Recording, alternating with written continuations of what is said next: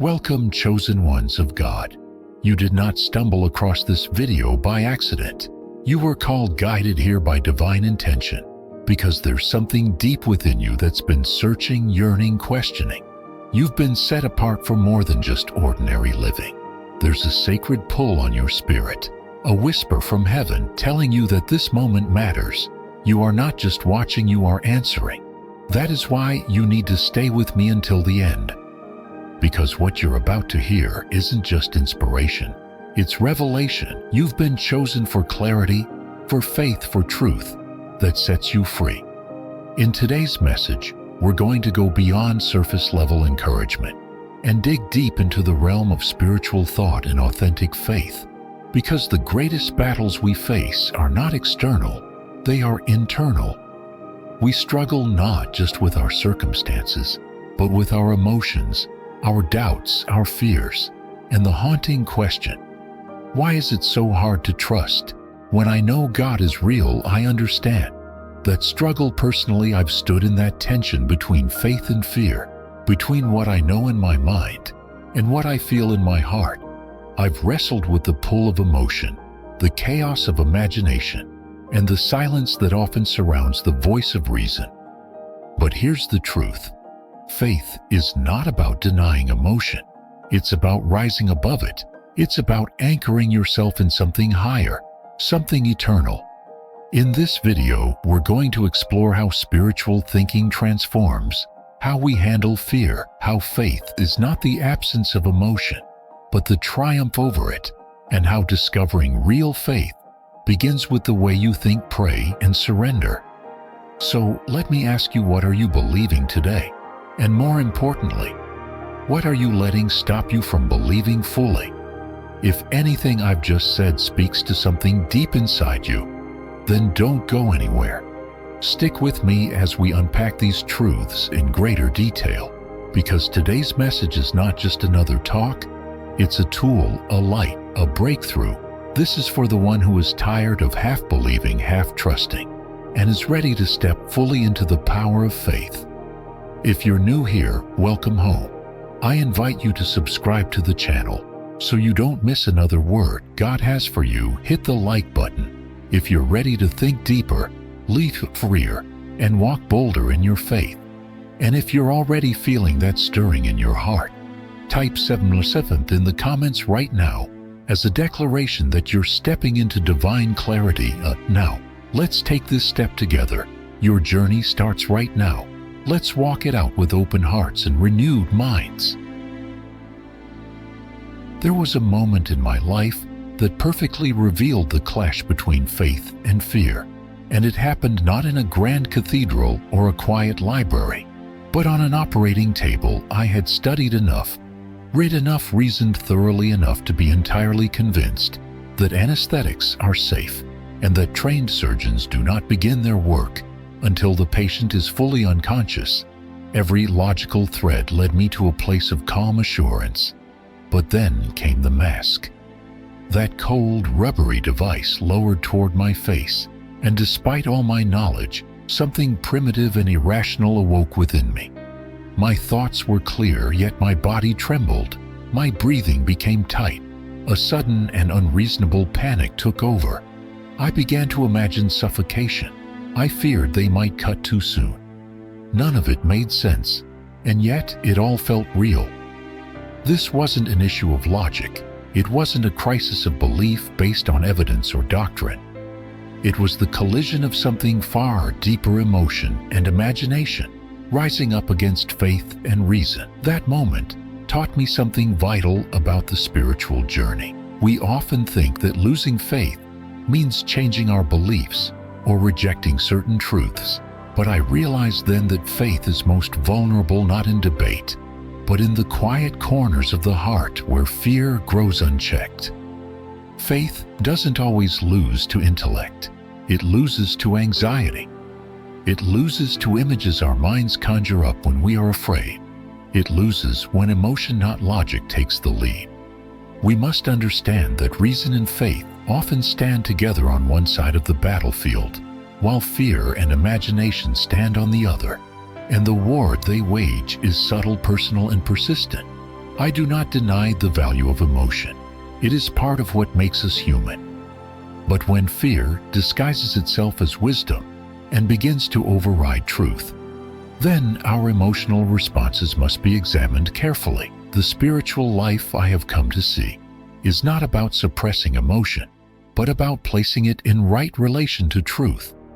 When fear speaks louder than God's promises, we must question which voice we're following. This is where spiritual thinking becomes essential. Spiritual thinking is not merely religious activity or pious repetition. It is the discipline of aligning thought with truth, even when feelings argue otherwise.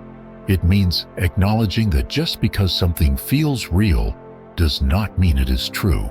That moment on the table reminded me that a deeply held emotion can masquerade as conviction, even when it contradicts what I already know to be trustworthy. And when that happens, we must decide what we will serve, our faith or our feelings. Now, this is not an abstract concern. It affects us all. We live in a world that feeds fear constantly. Bad news dominates our screens. Imagined futures whisper threats.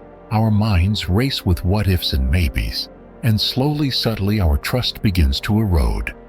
That's why we need to reflect carefully on the spiritual lens through which we view these experiences. Faith does not mean blindness to the world, but clarity in the face of it. It is choosing to believe what is eternal, even when the temporal shakes us. Spiritual maturity is not the absence of fear, but the ability to stand firm in the presence of it. True faith is not immune to fear, but it learns to walk through it. The battle is not to eliminate all fear, but to refuse its dominance. We must recognize that imagination, when left unchecked, can become a saboteur of the soul. It creates monsters in the dark and makes us doubt the light we already carry. In those moments, faith is a choice, not a feeling. It is a discipline to remember what is true, even when everything in us screams otherwise. That one episode taught me that real trust in God is forged not in ease but in contradiction. It is proven not when we feel strong, but when we feel afraid and choose faith anyway. And so, when the next wave of fear comes, and it will, you must return to what you know. You must let your faith speak louder than your fear, and your spirit think deeper than your emotions can reach. Because only then will you begin to discover a faith that endures, and a mind shaped not by fear, but by truth. Faith at its core is not merely a belief in the unseen, but a posture of trust, even when everything around us shouts otherwise. Yet I have found that it is not doubt or logic that most often threatens this trust. It is emotion, fear, anxiety, discouragement, and despair. These are not theological concepts, they are lived experiences. They creep into our minds in the late hours of the night or in the chaos of the day, whispering questions that reason alone cannot silence. I once believed the greatest challenge to faith was intellectual over time. I've learned that it is emotional instability that most frequently unseats our spiritual foundations. This battle often begins quietly. It rarely announces itself with dramatic gestures. Instead, it takes the form of subtle unrest, worry about tomorrow's bills, a lingering fear over a strained relationship, a quiet dread about medical reports yet to be opened, or a gnawing uncertainty about the future. These are not irrational concerns.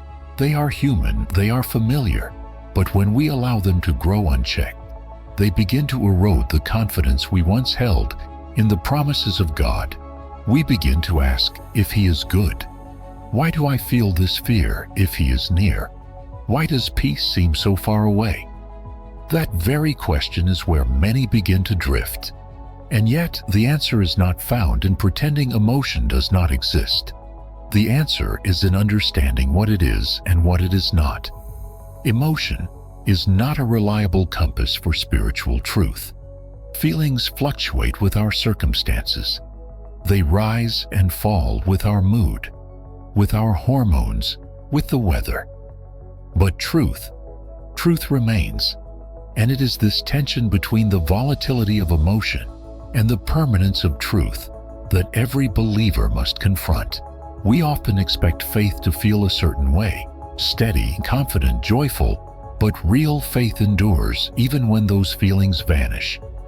There is a passage in Scripture that has served as a lighthouse for me in this very tension. Paul writes in 2 Timothy 1:7, "For God has not given us a spirit of fear, but of power and of love and of self-discipline."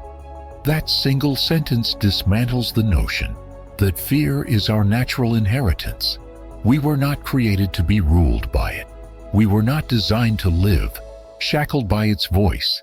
If fear dominates the mind, it is not the voice of God speaking. It is the echo of our broken world, amplified by the sensitive strings of our emotions. So many have asked me, how can I stop being afraid? When the fear feels more real than my faith, my answer is this: fear becomes louder only when we stop feeding faith. When we give more weight to what we feel than what we know, we surrender our spiritual authority to the very forces Christ died to defeat. The issue is not that fear knocks on the door. It always will. The issue is that we open the door, invite it in, and allow it to dictate our decisions. Faith, by contrast, must be chosen deliberately daily, even when it feels unnatural. When I speak of emotion as the greatest obstacle to faith, I do not mean we should seek to be unfeeling. That would strip us of the very humanity God intended. What I mean is that unchecked emotion must be placed under the authority of God's truth. It is written in 1 Peter 5:7, "Cast all your anxiety on Him because He cares for you." It is not a suggestion, it is an instruction. And more than that, it is an invitation. God does not expect you to carry fear with stoic pride. He expects you to place it on His shoulders where it belongs. Too many live as though anxiety is a cross they must carry, but the cross has already been carried. The weight of your uncertainty, your stress, your emotional volatility, it was never yours to manage alone. The heart of God longs not only to redeem your soul, but to quiet your panic. He desires not only to save you, but to sustain you. And the only way to experience that sustaining peace is to relinquish your grip on control and pour your worries into His hands. It is not weakness, it is the greatest form of wisdom. In my own journey, I have had to wrestle deeply with this truth. There were seasons where my mind was filled with theological clarity, but my heart remained flooded with emotional disquiet. And I came to see that believing in God's sovereignty did not automatically erase my fears. It simply gave me the strength to stop bowing to them. The strength didn't come from inside me. It came from the one I surrendered to. Faith is not the denial of fear. It is the decision not to let fear have the final word. The real question then becomes this: what are you allowing to define your reality? Is it your emotions which change with every shifting wind? Or is it the unshakable Word of God, which stands eternal? Faith begins to flourish when we stop measuring it by how we feel and start anchoring it in who God is. He is constant, loving, sovereign. His promises do not fluctuate based on your mood. His care for you does not rise and fall with your confidence. His presence is not dependent on your ability to feel it. It simply is. There is great freedom in that truth. Because when we are no longer tethered to the instability of emotion, we begin to discover the profound steadiness of spiritual life. We begin to understand what it means to walk by faith, not by sight or feeling, and we learn that real peace does not come when the storm ends. It comes when we trust the one who rules the storm. So I urge you, as someone who has faced these waves and known what it is to tremble, bring your emotions to the feet of God. Do not hide them, do not deny them, but do not obey them. Instead, cast them intentionally and completely on the shoulders that bore the weight of the world. And when fear comes again, as it inevitably will return to the truth that God has not given you a spirit of fear. You have been given power. You have been given love. And you have been given the discipline to hold fast to what you believe, even when it doesn't feel easy. This is the path to a deeper faith, a faith not dictated by emotion but strengthened through surrender, a faith that does not bow to fear but rises beyond it. This is where spiritual thinking begins, not with perfect understanding, but with the courageous choice to trust. It is a strange thing how easily we accept burdens we were never meant to carry. We cling to them, as if they define us, as if endurance were more virtuous than surrender. But what if I told you that some of the weight you feel pressing on your shoulders was never yours to bear? What if the heaviness in your chest, the restlessness in your spirit, is not a mark of faithfulness, but a signal that something essential has been forgotten? You were not designed to drag the entirety of life behind you like a cart with broken wheels. You were meant to walk with purpose, not limp with exhaustion. In my own life, I have experienced how burdens, emotional, mental, spiritual, quietly accumulate. They do not arrive all at once. They collect piece by piece, often unnoticed.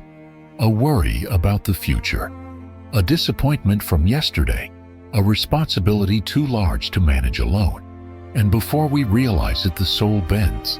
We attempt to stand straight beneath the weight of it all, convincing ourselves that this is strength, but that is not the strength God calls us to. True strength is found in relinquishing the burden we were never meant to carry in the first place. This realization struck me not in a moment of theological clarity, but in the weariness of a sleepless night. I had thought that knowledge alone could lift the weight, that if I simply understood enough I would be free. But freedom, I came to learn, is not earned through comprehension. It is received through surrender. That was when the words of Christ pierced my soul in their simple invitation. Come to me, all who are weary and burdened, and I will give you rest. I had read it countless times before, but that night it read me. What Christ offers is not a temporary relief. It is not a subtle adjustment of posture or a slightly lighter load. It is a complete transference. He does not ask us to manage better. He asks us to release entirely. That is the nature of divine rest. It cannot coexist with stubborn self-reliance. As long as we insist on solving everything ourselves, rest will remain out of reach. You cannot hold the weight of your world in one hand and grasp the peace of God with the other. You must open both hands and choose which you will hold. Many of us have been conditioned to believe that surrender is a form of failure, but in truth, it is the doorway to spiritual clarity. The burden you carry, whether it is guilt, anxiety, fear, control, or grief, has no power to shape you unless you allow it. And the longer you hold it, the more it deforms the way you walk, the way you think, the way you believe. That is why the act of releasing it is not passive. It is an act of rebellion against everything that seeks to chain you to a false identity. There is something deeply freeing about naming the burden. When you identify what you've been carrying, what was never yours to keep, you begin to see how it shaped your decisions, strained your relationships, and silenced your prayers. Naming it gives you authority over it, and in that moment, you can make a different choice. You can choose to place it at the feet of the only one who is strong enough to carry it without being crushed. It is a sacred paradox that the moment of true surrender is also the moment of true power, because in that place God meets us with His strength, not as a distant observer, but as an active bearer of the very weight we thought we had to manage alone. He does not criticize us for the burdens we've held too long. He simply reaches out and offers to take them. And when He does, something shifts, not just around us but within us. The space once filled with worry is now filled with quiet strength. The energy once spent on survival is redirected toward transformation. That is what faith makes possible. Not just the endurance to walk through suffering, but the wisdom to stop carrying what does not belong in our hands. It is not weakness to say, "I can't do this alone." It is worship, because in that confession we place our trust not in our own abilities, but in the faithfulness of God. And it is in that moment that we finally begin to understand what freedom feels like, not just emotionally, but spiritually. We no longer exist as fractured beings pulled in every direction, but as whole souls anchored in divine presence. So I ask you to pause and consider, what have you been carrying that was never yours? What weight has shaped your days and drained your nights? If you are tired, truly tired, not just in body but in spirit, then hear this as the voice of heaven itself. You were never meant to carry it alone. You are not abandoned. You are not asked to prove your worth by how much you can endure. You are invited into a different way of living, a lighter way, a freer way, a way where every step is guided not by fear or pride, but by peace. This is not theory. It is the testimony of one who has walked that path, stumbled under the weight, and finally learned the grace of release. If I could give you only one truth today, it would be this: you do not have to keep carrying it. There is one who already carried it to the cross. And because of that, you can walk forward unburdened, not in your own strength but in His. That is the invitation. The only question left is whether you will accept it. There is a reason Christ did not say, "Come to me when you are strong," or "Come when you have figured everything out." He said, "Come to me, all who are weary and burdened, and I will give you rest." That is not poetry for the soul. It is a command with a promise. It is not addressed to the triumphant or the enlightened, but to the exhausted. To those who've tried, failed, carried more than they should, and still find themselves waking up heavy with concerns too big to name. I've learned that this is the heart of God. He doesn't wait for us at the end of our strength. He meets us in the middle of it, offering not solutions we must earn, but rest we must receive. The truth behind this invitation is startling in its simplicity. If you want to walk lighter, you must first stop clinging. Stop clinging to the need for answers. Stop clinging to the illusion of control. Stop clinging to the belief that you must be your own savior. Faith begins where the grip ends. That is the essence of surrender. Not a passive giving up, but a conscious laying down. A choice to trust that the one who knit the universe together can hold the fragments of your life. Surrender, you see, is not about abandoning responsibility. It's about yielding the outcome. It's about saying, "God, I've done all I can. Now I place this in your hands, not as a last resort, but as my first act of belief." This is where the nature of divine strength reveals itself. Human strength often seeks dominance, control, calculation. But God's strength moves through stillness. His power is made perfect, not in our striving, but in our resting. And so, paradoxically, the greatest act of spiritual power is often the quietest one, letting go. In that space, trust becomes real, not theoretical, not distant, but present, active, sustaining.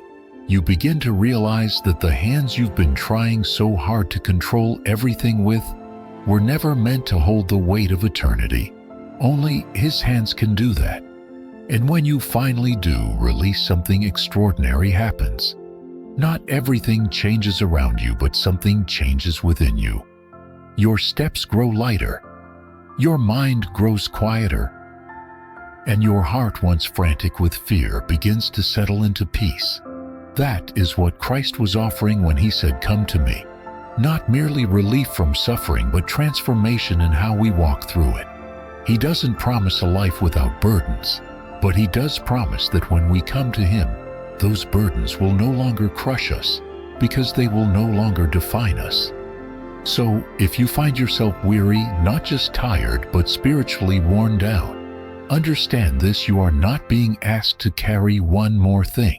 You are being invited to lay it down, not into the void, but into the hands of the one who never drops what we entrust to Him.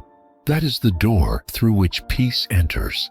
The moment you stop trying to be everything and start trusting the one who is, That is where rest begins. That is where faith lives. And that is where your journey back to joy truly starts. There is something deeply contradictory in the way we speak about God and the way we often live. We call Him Almighty. We declare Him as creator of the heavens and the earth. We recite words that affirm His sovereignty, His omnipotence, His eternal reign. And yet, when faced with the pressures of life, the unanswered questions, the mounting responsibilities, the subtle panic that creeps into our quiet moments, we respond not with trust, but with tension. We clench our hands tighter. We try harder. We carry the impossible as if we alone must bear it. Why do we do this? That question has echoed through the corridors of my mind many times. In my reflections, I've found two consistent patterns behind the unrest of the human heart. The first is the belief that everything depends on us. Somewhere along the way, we begin to imagine that surrendering our lives to God means responsibility is lifted, but control must still be maintained. We say we trust Him, but we plan and calculate, as if it all hinges on our strategy. And when life begins to fall apart, when the money runs out, the diagnosis arrives, or the relationship fractures, we feel betrayed, not because God failed, but because we never truly handed it over to begin with. This illusion of self-sufficiency is subtle but destructive. It presents itself as wisdom, as strength, even as faithfulness. But underneath it lies a fear that if we do not hold everything together, everything will collapse. That fear is not born of faith. It is born of pride and anxiety, masquerading as diligence. And while effort has its place, it cannot replace dependence. The God who set the stars in place does not need us to fix what only He can redeem. He invites us instead to participate, to follow, to obey, but never to replace His role with ours. The second reason we continue to carry burdens too great is even more sobering. It is the quiet suspicion that maybe God cannot or will not act. We hesitate to say it aloud, but we think it in the privacy of our thoughts. What if He's not listening? What if He doesn't care about this detail of my life? What if this time the situation is simply too far gone? I have seen that doubt growing not in times of rebellion, but in moments of weariness, when prayers go unanswered, when progress is invisible, when silence stretches into seasons. Faith begins to feel like fantasy. But it is precisely in those moments the truth must speak louder than emotion. It is written, "I am the Lord, the God of all mankind. Is anything too hard for me?" That question, found in Jeremiah 32:27, is not rhetorical. It is a confrontation. It challenges every lie fear has planted in our hearts. Either God is who He says He is, or He is not. And if He is the one who parts seas, raises the dead, heals the sick, and redeems the hopeless, then our doubts, though human, must be brought into submission to that truth. Understanding this does not mean our questions disappear. It means that they no longer rule us. We are allowed to wonder, to wrestle, even to weep, but we are not allowed to rewrite the nature of God to fit our fragile expectations. He remains almighty whether we feel it or not. And in acknowledging His power, we open the door for His peace to meet us where control cannot. The burdens we thought we had to carry alone become light, not because the problem has changed, but because the weight is no longer in our hands. This is the shift that spiritual thinking demands. We stop evaluating God through the lens of our circumstances and begin interpreting our circumstances through the lens of who God is. Faith does not deny the difficulty. It denies the lie that difficulty is stronger than the God we serve. And so, in the face of fear, we choose to remember, not once in history has God been surprised. Not once has He been overwhelmed. Not once has He lacked the resources to provide or the wisdom to lead. And He will not start with us. So, if you find yourself reaching the end of your strength, if the weight has grown too great, and your confidence has begun to slip, pause and recall the one in whom all strength originates. You are not the solution, but you do know the source. The question is not whether the problem is too big. The question is whether your view of God has grown too small. Revisit His promises. Rehearse His faithfulness. Re-anchor your heart not in outcomes, but in His nature. For in every impossible situation lies the perfect opportunity for God to reveal that nothing, absolutely nothing, is too hard for Him. One statement, if believed fully, would silence the storm inside many hearts. I am the Lord, the God of all mankind. Is anything too hard for me? Those words found in Jeremiah 32:27 are not soft encouragement. They are a thunderous declaration from the Creator Himself. They are not offered as poetic comfort, but as an unshakable truth. Truth that demands we reconsider the weight of our fears in light of His power. I have held on to that verse not as a gentle reminder, but as a necessary confrontation, when my own faith began to tremble beneath the strain of what seemed too great to resolve. That question, is anything too hard for me, has no hidden clause. It requires no theological gymnastics to interpret. It is not contextualized by time, by circumstance, or by our level of understanding. It is as applicable in the silence of our unanswered prayers as it is in the joy of miraculous provision. The answer has always been, and will always be, the same. Nothing is too hard for God, and yet the challenge remains not in accepting that idea intellectually, but in living as though it is true when everything in us wants to fix, panic, or retreat. I have seen how easily we slip into the role of caretaker for our own destiny. We convince ourselves that we must carry the burden because we assume that if we don't, no one will. We interpret divine silence as absence and delay as disinterest. But what if God's strength is not measured by immediacy, but by eternal constancy? What if the test is not whether He acts on our timeline, but whether we trust His character when the timeline disappears altogether?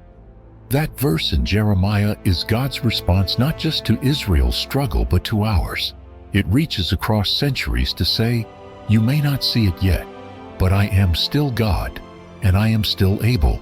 In my experience, the heart must be reminded repeatedly of what the mind already knows. Truth does not always feel true.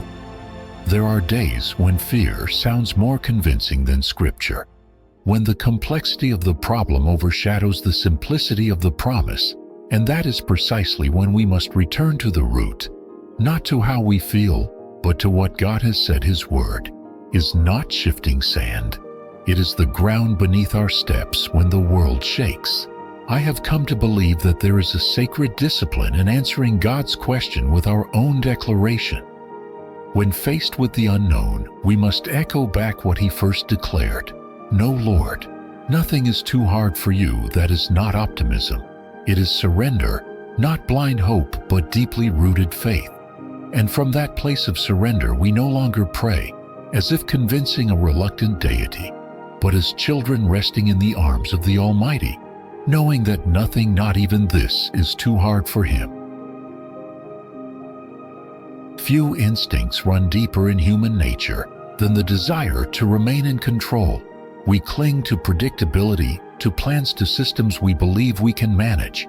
It gives us the illusion of security, but that is precisely what it is, an illusion. For all our intelligence and preparation, we remain finite beings, bound by time, limited in understanding, and vulnerable to change. We were not created to oversee the universe, nor even the full shape of our own lives.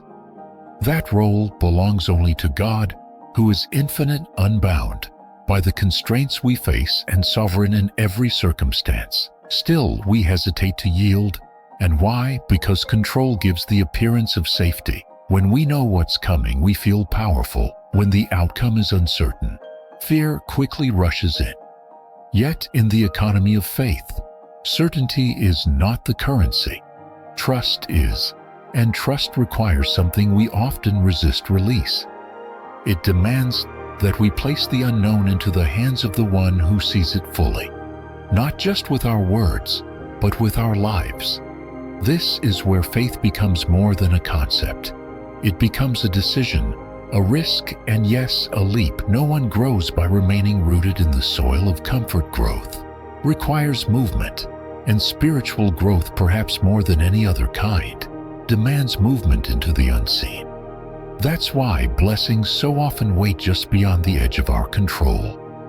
The very thing we fear, the unknown, is the place where miracles are born. And yet, how often we miss them because we never take the step. We choose what feels safe over what leads to transformation. But faith is not safe. It is sacred, and sacred things always require surrender. The psalmist wrote in Psalm 37:5, "Commit your way to the Lord. Trust in Him, and He will act." That verse is not a gentle suggestion. It is a call to action. To commit means to transfer ownership. To trust means to stop managing outcomes.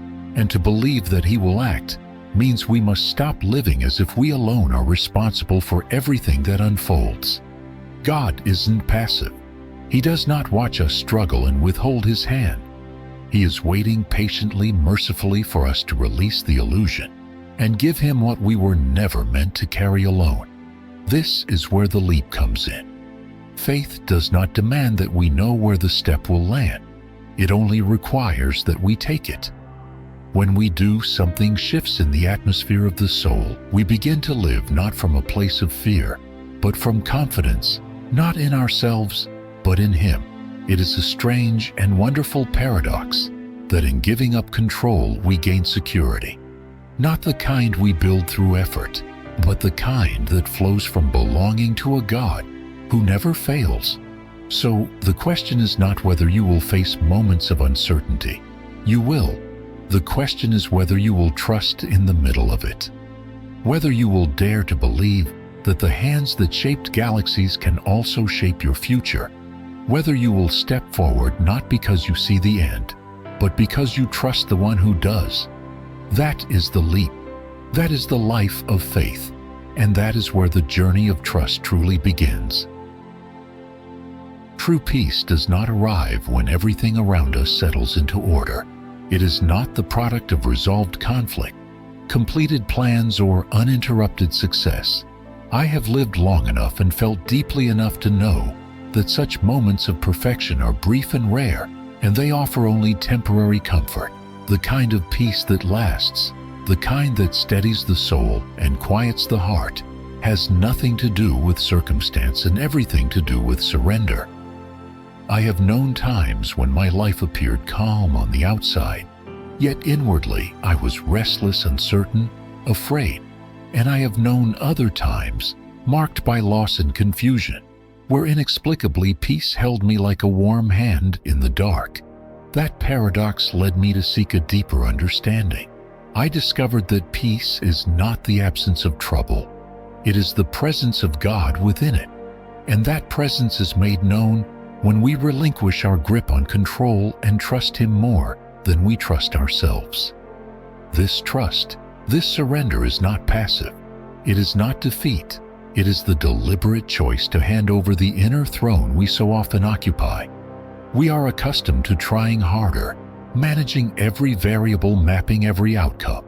But peace comes not to the one who masters every detail. It comes to the one who admits they cannot. It comes to the soul that lays down its demand to understand and takes up the posture of dependence. It is then that the peace of God, which transcends all understanding, as written in Philippians 4:7, will guard our hearts and minds in Christ Jesus. What strikes me most about that verse is not merely the promise of peace, but the nature of it. It surpasses understanding. That means it does not always make sense. It may come while the storm still rages. It may arrive before the answer does. It is not logical by human standards, and that is precisely why it is divine. We live in a world that equates peace with clarity and predictability, but the peace of God is anchored in His character, not our comprehension. And when we surrender, We no longer depend on what we can calculate or control. We rest in who He is. This does not mean we become numb or indifferent to life's struggles. Faith does not dull emotion. It transforms how we engage it.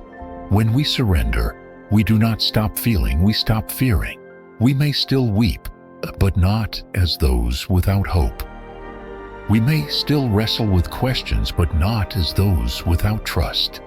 The difference is that the weight of life is no longer carried alone. It is shared with the one who never grows weary, who never leaves, who never breaks His promises. And so peace becomes more than a feeling. It becomes a fortress. It stands guard over the heart, keeping fear from seizing control. It does not erase the problem, but it rewrites the posture. It takes us from frantic to still, from defensive to grounded. It reorients us around a deeper truth, that we belong to God, and He is not shaken by what shakes us. There is great wisdom in understanding that peace will never be found through performance. It is not the reward for getting life right. It is the fruit of giving God His rightful place. And in that place of surrender, we no longer ask, "When will things get better?" but instead declare, "Even if they do not, God is still good." That is peace. It is not found at the end of struggle.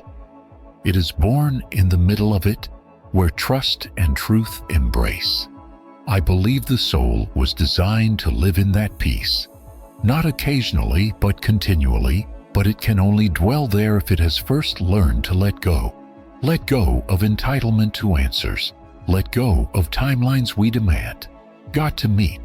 Let go of the belief that we are strong enough without Him, because only in the letting go does peace begin to flow in. And once it does, it remains, not because life is easy, but because God is near. So, if you are searching for peace today, do not search for it in comfort, clarity, or control. Search for it in surrender. That is where you will find it waiting, not as something you must earn, but as a gift. You are finally ready to receive. A gift given by the one who knows your limitations and loves you still. The one who speaks to the storm inside and says, "Peace, be still." And when you hear that voice, not in your circumstances, but in your spirit, you will know that real peace has come. Peace that does not need to be understood to be believed. Peace that endures because it was never yours to manufacture. It was always His. To give peace in its most unshakable form does not arrive halfway. It does not settle into the heart through partial surrender or selective trust. Real peace comes only when everything, every fear, every expectation, every illusion of control is fully released into the hands of God. Until then, what we experience is not peace, but negotiation. And negotiation always leaves space for doubt. The soul cannot rest when it is still holding on to conditions. Only total surrender gives birth to the kind of stillness that endures, even when the winds of life continue to blow. I have found that many long for peace, but few are willing to give what it requires. It asks for your entire trust, not just in the pleasant seasons, but in the ones that threaten to break you. It asks you to walk forward when the path ahead is invisible. And yet, this surrender is not a fall into emptiness. It is a fall into faith. It is the decision to build one's hope, not on sand, but on something immovable. Something, or rather, someone who cannot be shaken, no matter how violently the earth beneath us trembles. In Psalm 18:2, David writes, "The Lord is my rock, my fortress, and my deliverer. My God is my rock in whom I take refuge." That word rock holds profound meaning.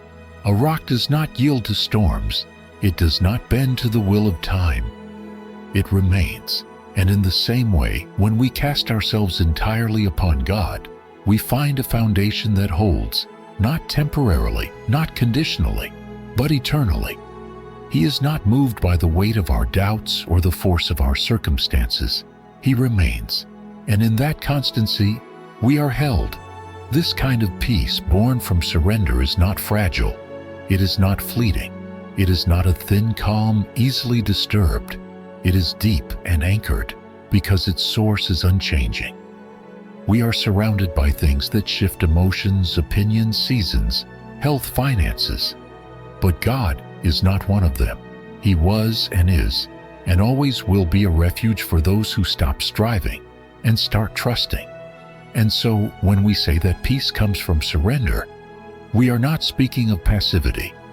We are speaking of confidence, the kind of confidence that grows when we rest upon something that does not move. The invitation remains open.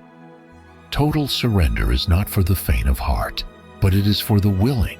It is not an act of giving up, but of finally giving into the truth that God is not only worthy of our trust, He is the only one strong enough to carry it. And once we do, we find that peace is not something we chase. It's something that meets us when we finally stop running. Peace doesn't come from knowing what's next. It comes from knowing who holds it, and He is the rock that never breaks. The word surrender carries a weight that many instinctively resist. It is often misunderstood, associated with giving up, with failure, with the loss of strength or dignity, but I have come to believe through both study and suffering that surrender in the spiritual life is nothing of the sort. It is not a retreat from purpose. It is the door into it. Surrender is not the mark of the defeated. It is the choice of the truly courageous. For it takes far more bravery to place one's full trust in God than it does to cling to one's limited sense of control. Every day presents a new opportunity to choose that path. And it is a choice, not a feeling, not a passive drift, but an active and often costly decision. To surrender to God daily is to rise and say, "Not my will, but yours." It is to admit that while we may have plans and desires, we do not see the whole picture, and we do not hold the future. It is to trade the illusion of self-sufficiency for the reality of divine guidance, and that act, repeated in the small, unseen moments of life, is where faith begins to grow roots. There is no pretense in surrender. It requires honesty. It asks us to come as we are, not as who we think we should be, and not as who we pretend to be for others. It strips away the layers of performance and pride and leaves us standing vulnerable yet safe before a God who knows us completely and loves us still. And in that place, in that humility, strength begins to rise not from within, but from above. For when we stop relying on ourselves, we begin to experience what it means to rely on a strength that does not falter. I do not pretend this path is easy. There are days when surrender feels unnatural. Everything within us wants to take control, to fight for answers, to demand clarity. The unknown feels threatening, and so we reach for anything we believe might offer stability. But the irony is that what we grasp at in those moments, control, certainty, autonomy, is the very thing that keeps us from the peace we long for. Surrender is difficult because it requires trust, and trust is not built in comfort. It is formed in uncertainty, refined in tension, and proven in silence. Yet even when our surroundings feel uncertain, the presence of God never wavers. This is the promise that steadies us in surrender.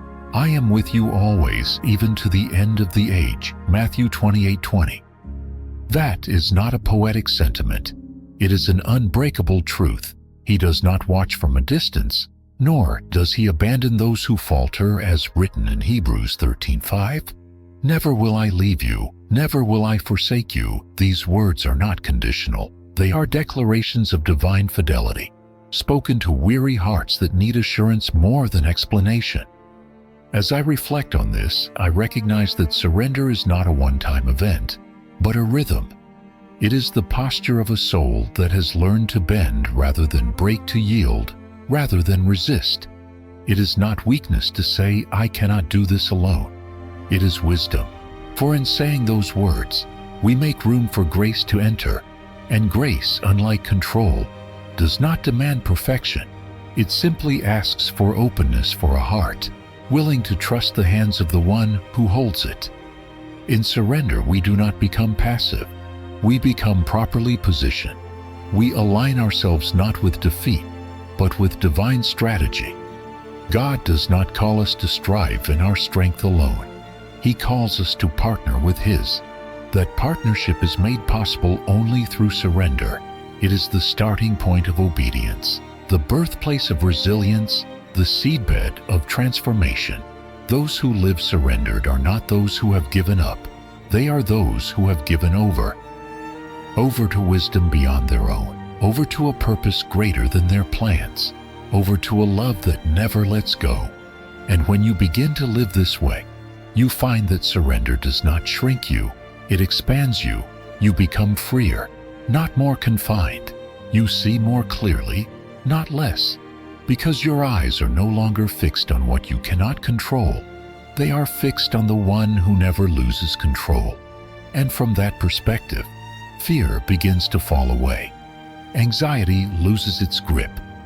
And peace, not the fleeting kind, but the kind rooted in eternity, takes hold. I have watched this happen in the lives of many, and I have tasted it myself. I know what it is to struggle against surrender, to delay it, to dress it up with excuses. But I also know what it is to finally say, God, I give it all to you, and to feel the weight lift, not because the problem disappeared, but because I no longer carried it alone. That is the miracle of surrender. It does not erase the valley, but it changes how you walk through it. So, if you stand at the edge of uncertainty, today know that choosing surrender is not giving up. It is stepping into the safest place you could ever be, not because the road ahead is smooth, but because the one walking with you is faithful. He does not leave. He does not fail, and He is not intimidated by what overwhelms you. Victory is not found in force. It is found in trust. And trust begins with surrender. This is the invitation. Not to prove your strength, but to lean into His. Not to control the outcome, but to rest in the presence of the one who already knows it. You will not lose yourself in surrender. You will find your truest self, the one held firmly in the hands of an unshakable God. That is not weakness, that is victory, and it is yours every time you choose to trust. Anxiety often disguises itself as responsibility. It sneaks in wearing the garments of concern, of diligence, of attentiveness, but its true nature is far more corrosive. It drains the soul of energy, paralyzes clear thought, and clouds the view of God's presence. I've seen how quickly anxiety escalates from a whisper of worry to a storm of fear, not because the situation demands panic, but because the heart has been fixated on the wrong center. The human mind left unchecked tends to magnify what it fears and minimize what it believes. That is why the first step in overcoming anxiety is not escape. It is recalibration, a shift in focus, a deliberate turning from what terrifies us to the one who holds all power. This shift is not mental gymnastics. It is not the naive optimism of pretending problems do not exist. It is the clarity of realizing that fear multiplies when we obsess over questions we were never designed to answer. Where will the money come from? Will the relationship survive? What if the outcome is worse than I imagine? These are common questions, but they become chains. When our entire emotional energy is spent screening them, what changes everything is when we stop looking inward for resolution and start looking upward for rest. I speak not as one who has mastered this, but as one who has struggled with it deeply.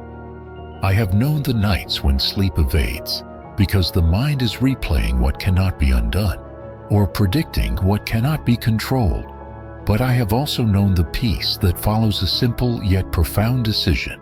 To shift the weight from my shoulders to God's anxiety is often the fruit of believing we are responsible for results only God can produce. When we carry burdens we were never meant to lift, it is no wonder we feel crushed beneath them. Perspective is everything in the spiritual life. And anxiety reveals how we see the world and how we see God. If He is small, distant, or disinterested, then our problems naturally feel immense and unmanageable. But if he is sovereign, near, and attentive as Scripture reveals him to be, then even the greatest storm becomes subject to his will. This is why anxiety cannot be silenced by logic alone. It must be dethroned by truth. And the truth is this: God has never abandoned his people in their need, and he will not begin with you.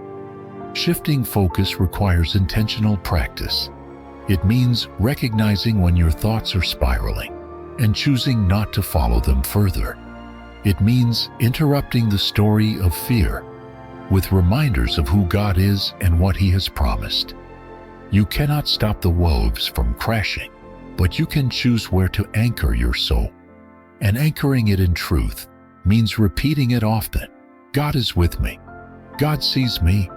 God is working even when I do not see movement. These are not empty words. They are lifelines pulling the heart away from despair and into steady trust. One of the most powerful disciplines I've learned is to take the time to ask myself, who am I looking at right now? When anxiety rises, the eyes of the heart usually turn inward toward one's insufficiency, uncertainty, or pain. But the Scriptures never instruct us to look within for deliverance. They teach us to lift our eyes to the hills, from where our help comes. And when we do, we remember that our help does not come from our own cleverness or strength. It comes from the Maker of heaven and earth. In redirecting focus to God, we are not denying the difficulty. We are positioning ourselves to see it rightly. Problems lose power when they are compared to God's greatness. Worries shrink when measured against his promises, and fear retreats when confronted by his perfect love. This is not to say the path becomes easy, but it does become clear. You begin to understand that anxiety grows in the absence of perspective, and peace grows in its return. Faith is not a feeling that sweeps away all anxious thought. It is the decision to trust, even when the feeling remains. It is the inner posture that says, though I do not know what will happen, I know who is with me. That changes how you carry the day. It quiets the voice that says you are alone. It silences the accusation that you must have every answer. And slowly, it builds a new rhythm within you, one shaped not by fear, but by faithfulness. So, if anxiety has become your constant companion, consider that the answer may not be to fight it harder, but to shift your eyes higher. Change the question from what if everything falls apart to what if God is already holding it together in ways I cannot yet see. This shift is not easy, but it is possible. And every time you choose it, you reclaim peace that was always meant to be yours. A peace not based on the absence of uncertainty, but on the presence of a God who reigns above it. There is a statement so simple in its language, yet so vast in its meaning, that it silences fear if truly believed. For nothing will be impossible with God. Luke 1:37. These words were not spoken in a moment of ease, but into a moment of impossibility. They were delivered when human logic had run out of explanations. And it is precisely in those moments when reason fails us that faith must rise and take its place. The truth in that verse is not poetic exaggeration. It is divine reality. There is no scenario too complex, no heart too hardened, no future too uncertain for God to redeem. Yet belief in that truth is not automatic. It must be chosen. Anxiety often persists not because God is absent, but because we have not yet made the decision to actively trust Him. Trust is not a passive waiting room. It is a doorway, and stepping through it means surrendering our conditions, our timelines, and our assumptions. It means saying, even if I don't see how, I still believe. You can. That is the kind of trust that loosens anxiety's grip, not because the problem has disappeared, but because we've stopped giving it the power to define our peace. Each day offers a decision point. When fear begins to surface, when worry whispers its familiar threats, we can either let it grow or choose to look higher. Faith is not built in comfort. It is forged in the very place where things seem impossible, and it strengthens with every choice to believe that God is not limited by what limits us. This does not require perfection. It requires intention. We choose to trust again and again, even if the emotion of fear lingers for a time.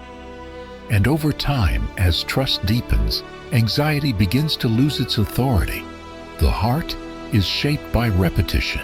If we consistently choose to dwell on worst-case scenarios, our spirit will bend under the weight. But if we consistently choose to dwell on the character and promises of God, we rise, and what once felt unbearable begins to feel smaller, not because the burden has changed, but because our view of God has grown. This is how anxiety diminishes, not through denial, but through perspective. So, the question is not whether God is able. He has already answered that. The question is whether we will believe Him, whether we will step into the freedom offered to us when we stop trying to be our own solution and trust the one who never fails. When that decision is made, not just once, but as a daily rhythm, something begins to shift. The storm may still rage, but it no longer defines us. We are defined by the one who walks with us through it. And with Him, even in the unknown, we can finally breathe again. Freedom, as many define it, is the ability to make one's own choices without interference. But in the spiritual life, freedom is something altogether different. True freedom is not found in the removal of boundaries, but in the right alignment of the soul. It is not gained through self-governance, but through surrender. And the kind of surrender I speak of is not an impulsive moment of devotion or a fleeting emotional response. It is a deliberate decision renewed each day, often before the feet even touch the floor in the morning. It is what Christ pointed to when He said, "If anyone would come after me, let him deny himself and take up his cross daily and follow me." Luke 9:23. I have long believed that the battle of faith is not won in the grand gestures, but in the quiet rituals of daily life. It is not the once-in-a-lifetime sacrifice that shapes us most, but the repetition of trust in the small, unseen moments. Daily surrender is not dramatic. It is persistent, and it is in that very persistence that freedom is born. The kind of freedom that is not dependent on circumstances, not shaken by external noise, and not manipulated by emotion. It is the peace of one who knows they are held, even when the world is falling apart. This daily act of surrender is both simple and difficult. Simple because it involves a clear choice to entrust every aspect of your life to the guidance and care of God. Difficult because our instinct is always to take back control. We wake up with plans. We move through the day with opinions. We are quick to grasp and slow to release. But the rhythm of surrender must begin, not when things go wrong, but when the day is new. Before chaos enters, before stress tightens its grip, before decisions overwhelm. This is the moment when the soul must speak first and say, "Today I am not in charge." Today I yield. This commitment, when practiced daily, begins to reshape the way we see the world. Decisions no longer hinge on what feels urgent, but on what is faithful. Reactions are softened. Expectations are lifted from others and placed into the hands of God. Even disappointment changes its tone. It no longer declares failure, but invites deeper trust. And all of this happens not because the day is easy, but because the heart has been properly positioned before the day even begins. There is great strength in this quiet submission, not a strength born of willpower, but of stability. Those who live surrendered are not constantly swayed by every conflict, craving, or comment. They are anchored, because their identity and purpose are not drawn from what they achieve or how they are perceived, but from the one to whom they belong, and that belonging is reaffirmed each day in the humble act of saying, "Not my will, but yours." It is important to recognize that this is not a call to passivity. Daily surrender does not mean disengagement from life or indifference toward outcomes. Quite the opposite. It means leaning fully into each moment with the awareness that you are not alone in it. It means acting with intention guided by wisdom, not of your own making, but drawn from the Spirit of God who walks with you. It means carrying responsibility, but not anxiety, working diligently, but not fearfully, living fully, but not restlessly. I've come to see that one of the clearest signs of spiritual maturity is not how loudly someone proclaims their faith, but how consistently they surrender. And consistency is cultivated through habit. We do not drift into surrender. We build it like a muscle by choosing each morning to lay down pride, ambition, fear, and control, and by picking up trust, dependence, humility, and obedience. This is the slow, steady way of transformation, not through heroic acts, but through faithful repetition. The beauty of daily surrender is that it invites God into every layer of life, not just the sacred or the significant, but the ordinary, the commute, the conversation, the calendar. When we yield these moments to God, they are not diminished, they are consecrated. They become places where grace can operate freely, where interruptions become divine appointments and challenges become opportunities to rely on a power greater than our own. And on the days when surrender feels harder, when fear presses in, or disappointment looms, we do not begin from scratch. We return to the altar we've built over time. We revisit the prayers spoken in quiet rooms. We draw upon the memory of God's faithfulness in all the days before. And slowly we learn that surrender is not a task we perform, but a place we live from. It becomes the atmosphere of the soul, one marked not by striving, but by trust. So this is the invitation not to surrender once, but to surrender again. To wake each morning and offer God not just your time, but your trust, not just your actions, but your affections. To say, here is my mind, my voice, my heart, my will, do with them what you will. And in that offering to find a freedom the world cannot understand, a freedom that lives beneath the pressure, a freedom that moves through uncertainty with peace, a freedom that is not dependent on what you control, but on whom you belong to. This kind of life is not easy, but it is possible, and it is worth everything. For in daily surrender we do not lose ourselves. We find ourselves more fully in the hands of the one who created us. The more we surrender, the more we discover we were never meant to live any other way. Daily surrender is not a ritual of obligation. It is an invitation into divine partnership. Each time we choose to entrust our day to God, we are not simply relinquishing control. We are opening the way for His wisdom to guide, His love to shape, and His protection to surround. This posture of the soul does more than free us from the pressure of self-reliance.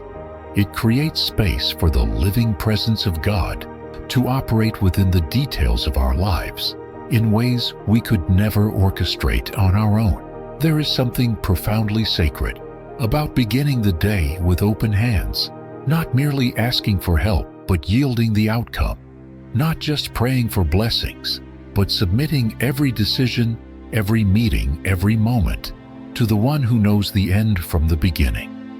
In doing so, we clear away the clutter of anxious thoughts and make room for divine clarity. We allow God's wisdom to inform our steps, not only when we face life's larger crossroads, but in the quiet, seemingly insignificant choices that shape the tone and texture of our character.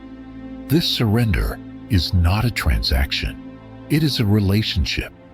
God does not respond to us like a machine reacts to input.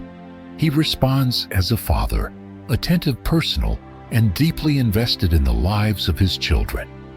When we give Him access through surrender, He does not impose Himself harshly. He moves gently but powerfully, guiding us through convictions, nudging us with peace, restraining us through divine pauses, and speaking through whispers we could never hear while clinging to our own plans. The more often we yield, the more attuned we become to His voice. And the more attuned we are, the more wisdom flows through us like water from a well that never runs dry. There is also a mysterious beauty in how divine love meets us in surrender. The world often teaches that love must be earned, deserved, or proven, but the love of God comes not as reward for strength, but as a covering for weakness. When we surrender daily, we make ourselves vulnerable not to harm, but to healing. It is in that place of openness that God pours out compassion without measure. His love does not simply tolerate our flaws, it transforms them. And when we begin each day under the shelter of that love, we move through life not striving for approval, but living from acceptance. And then there is His protection, not always from pain, but always from destruction. When we surrender daily, we place ourselves beneath the covering of a sovereign hand. We are not promised a life free from hardship, but we are promised that no harm can separate us from His care. Surrender positions us in the safest place possible, not because nothing difficult will touch us, but because nothing can touch us without first passing through His purpose. We walk with assurance, not because the path is predictable, but because the one who walks with us is unshakable. There is freedom in knowing that we don't have to predict what's ahead to be at peace. The pressure to know every answer dissolves when we begin to trust the one who already sees what we cannot. Surrender silences the inner demand to control what lies beyond our reach. It anchors us in the truth that God's guidance is always present, even when we do not recognize the way. And this awareness shifts how we interpret interruption, disappointment, or delay. What we once saw as setbacks, we begin to discern as setups, preparation for something wiser than we could have chosen. Day by day, this habit becomes the framework of a life marked by resilience. Not because we never feel afraid, but because we are no longer mastered by fear. Not because life becomes easier, but because grace becomes more evident. We do not become invincible, we become rooted, and that rootedness brings a calm that surpasses even our understanding. A stillness that defies circumstance, not because of ignorance but because of insight. We begin to see the hand of God, not just in the obvious miracles but in the mundane details we once overlooked. So much of the anxiety we carry is born not from hardship itself, but from the belief that we must face it alone. Surrender exposes that lie and replaces it with the living truth that we were never meant to bear life's weight by our own strength. God is not a distant observer. He is an active shepherd. And when we surrender each day, we walk not ahead of Him, not behind Him, but with Him, in rhythm, in alignment, in peace.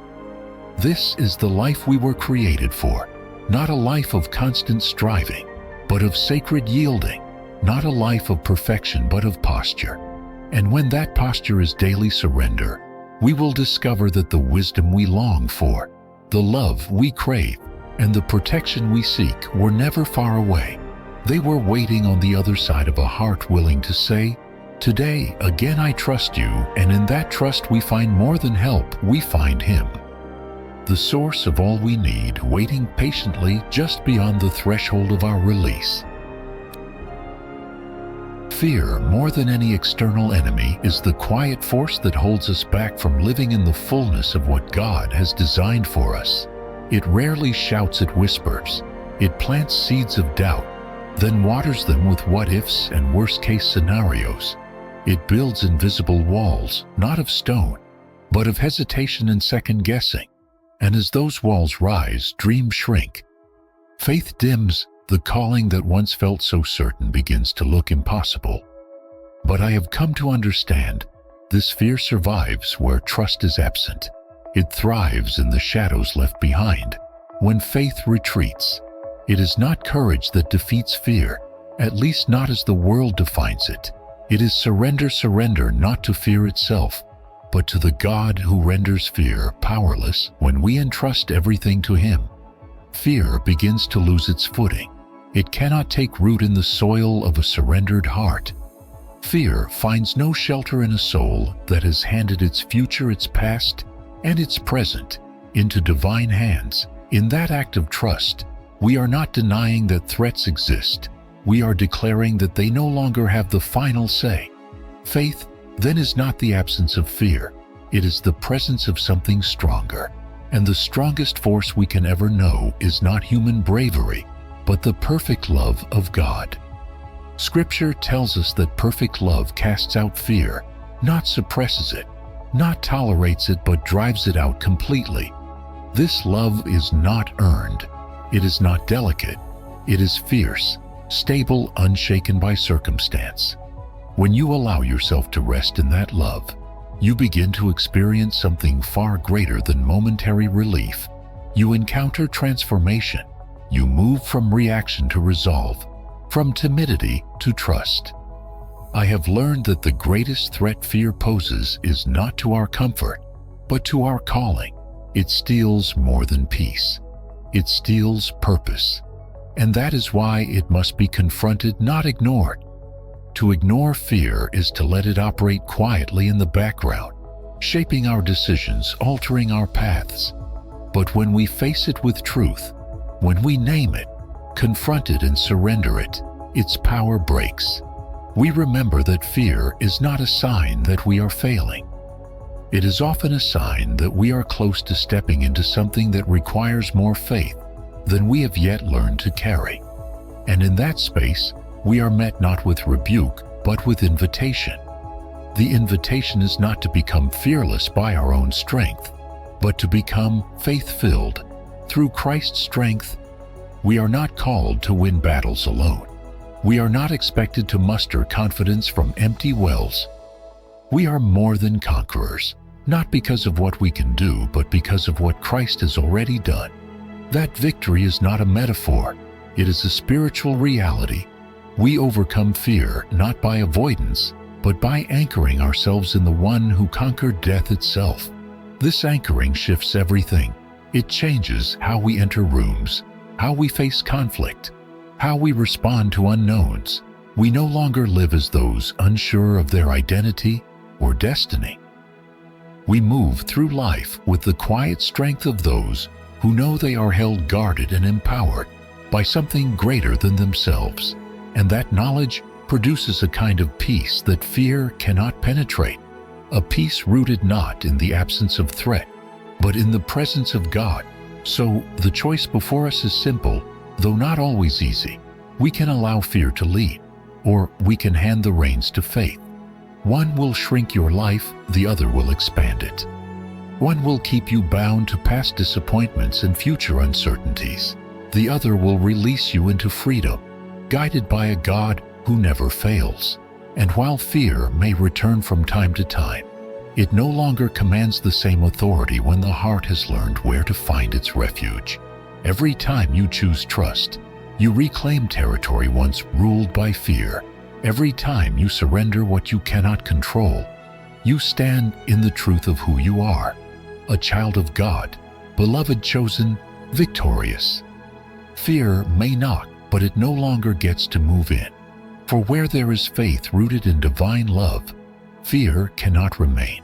And in that truth, you will not only find peace, you will find the courage to walk fully into the life God has always intended for you.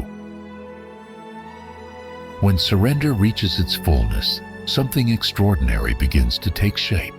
No longer is surrender merely an act of release. It becomes the foundation of a new way of living. When we place every burden, every fear, every silent ache into the hands of God, we do not simply find relief, we step into transformation. The soul that truly surrenders is never the same again. The first evidence of this transformation is peace. Not the fleeting kind that arrives when all is well, but the unshakable kind that remains when nothing seems certain. It is the peace described in Scripture as surpassing all understanding, not because it's irrational, but because it flows from a deeper reality than the one visible to the eyes. I have walked through seasons where reason failed to calm me, but surrender did. It was not that my circumstances changed, but that my heart had been anchored in a truth greater than circumstance. That is the power of placing everything in God's hands. Flowing from that peace is joy, not the temporary excitement of circumstance, but the quiet strength of knowing we are loved beyond measure. When we surrender fully, we stop living for affirmation and begin living from it. We no longer chase the approval of man or the success of our own plans. We rest in the unchanging affection of a God who delights in us even at our weakest. This joy is not loud, but it is deep. It holds us steady in disappointment and elevates our gratitude and blessing. It comes not from outcomes, but from intimacy. And then, most profoundly, we encounter freedom. Not the freedom to do as we please, but the freedom to live as we were meant to. Unhindered by fear, pride, or the need to control, surrender does not enslave us. It liberates us.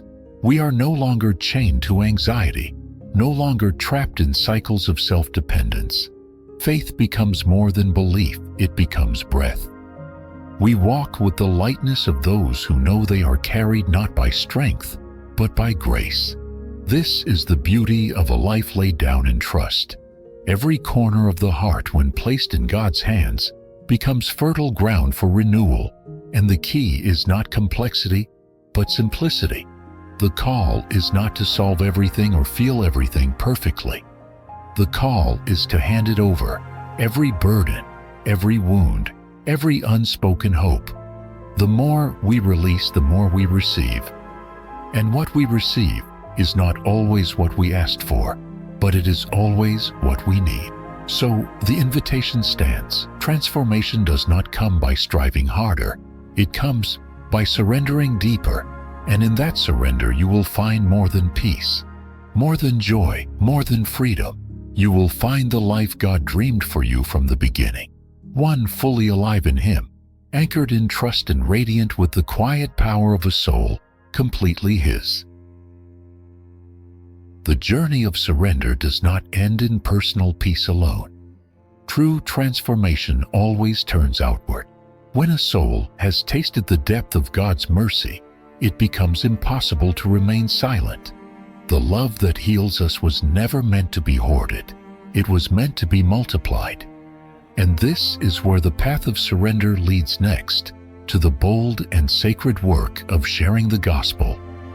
Christ's command was never reserved for the eloquent, the ordained, or the famous. His instruction in Mark 16:15 was clear and unchanging. Go into all the world and proclaim the gospel to every creature. That commission was not selective. It was universal. It calls each of us to become instruments of grace, carriers of a message that is not only timeless but urgent. We are not spectators in this story. We are participants.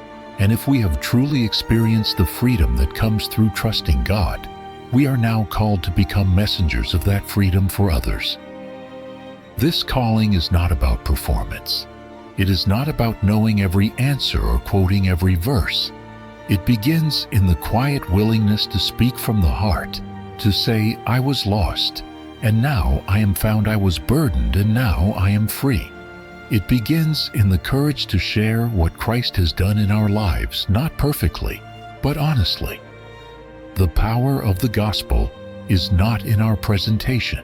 It is in the person we proclaim, and He promises to be with us when we step forward in faith.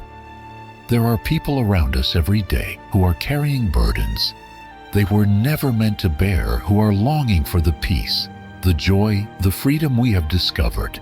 And perhaps they are waiting for someone like you to speak, to invite, to reflect a love they've yet to encounter.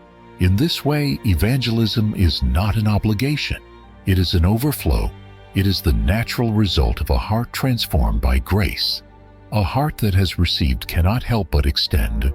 You do not need a platform. You need only a willing spirit. The same God who walked with you through your fears and failures now walks with you as you step into this mission. He empowers what you offer. He breathes through your words. He moves through your obedience. And even when the results are not immediate, the seeds planted by truth never return void. So, as you carry this message in your heart, consider the divine privilege before you. To speak of Christ is to partner with heaven itself, to invite others into the love of God, is to echo eternity in the ears of the present. This is not beyond your ability. It is precisely within your calling. You have been changed. Now be the one through whom change begins for someone else. You are stronger than you think, not because of what you carry, but because of who carries you. You are not defined by your fears, your past, or your failures. You are defined by the one who formed you, called you, and walks beside you. So press forward. Even when the path is unclear, even when the weight feels heavy, keep walking in faith. You were not made to shrink back. You were made to overcome. You were made to endure. And more than that, you were made to live fully, freely, and faithfully in the presence of a God who never lets go. Every person listening today is being invited into something deeper. You are being called not merely to survive life, but to surrender it, to place your future, your fears, your failures into the hands of a faithful God. And in that surrender, you will find something far greater than control. You will find peace, purpose, joy, and transformation. This is the life of abundant faith. This is the life God is offering. So open your heart. The door has always been waiting. It is time to place your life fully into His hands and walk forward as the person you were always meant to be.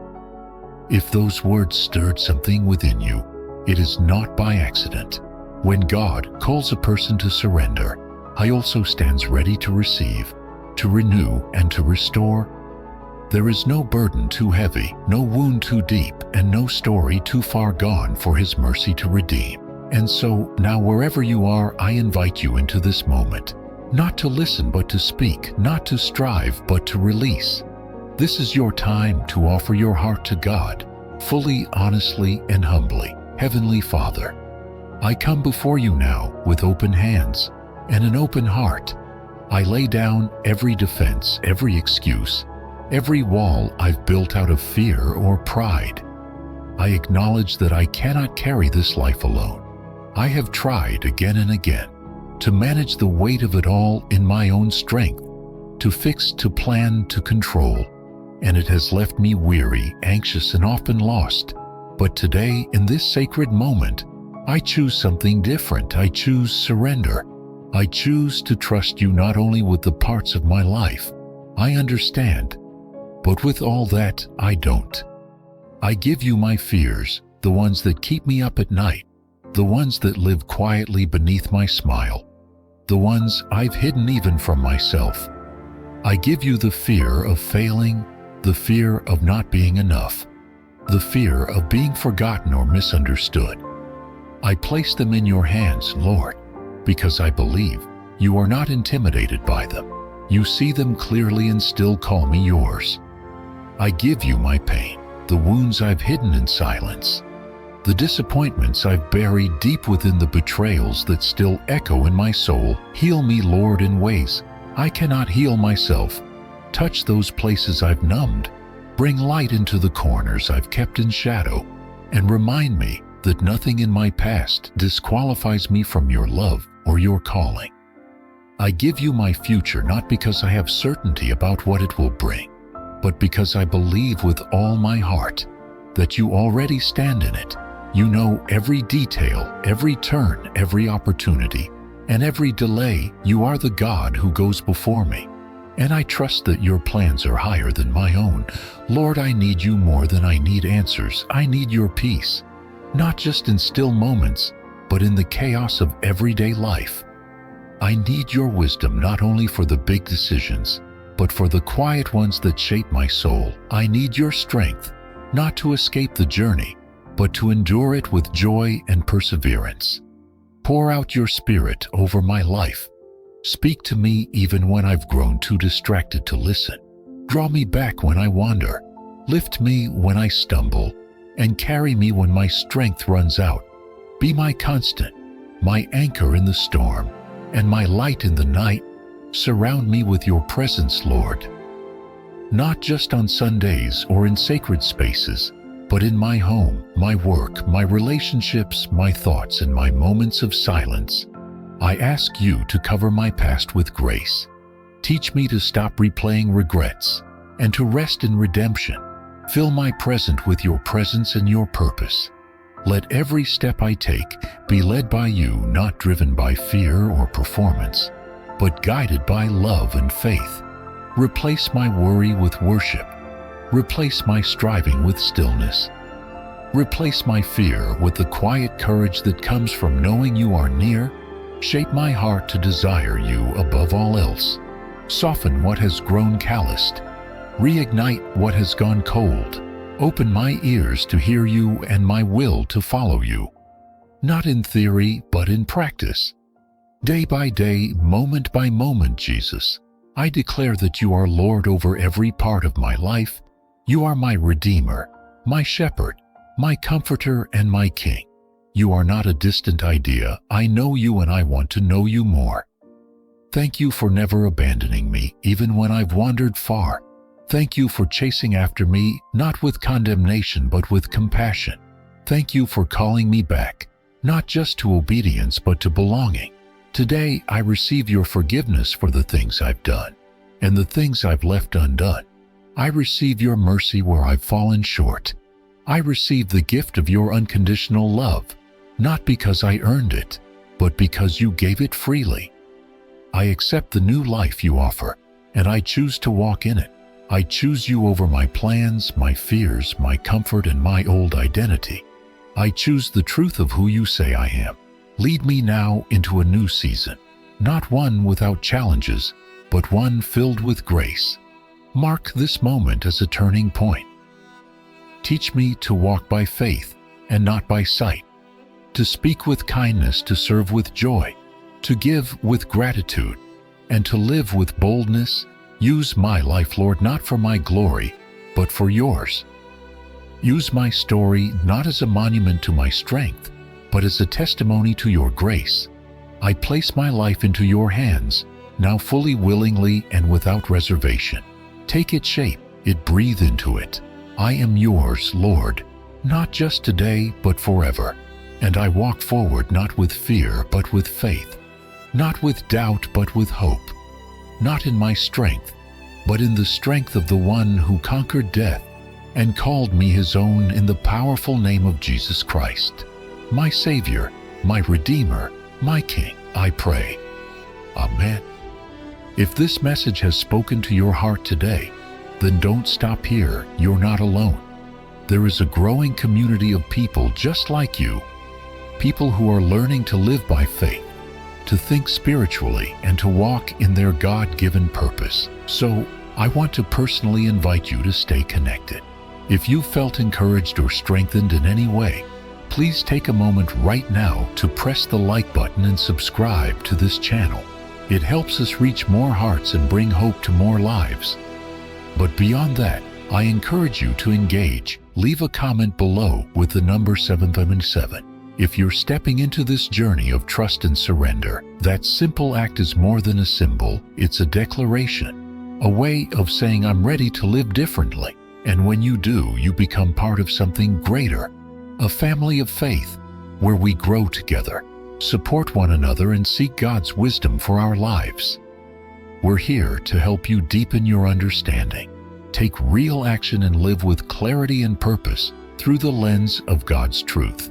So, welcome. You are seen, you are valued, you belong here, and this is only the beginning.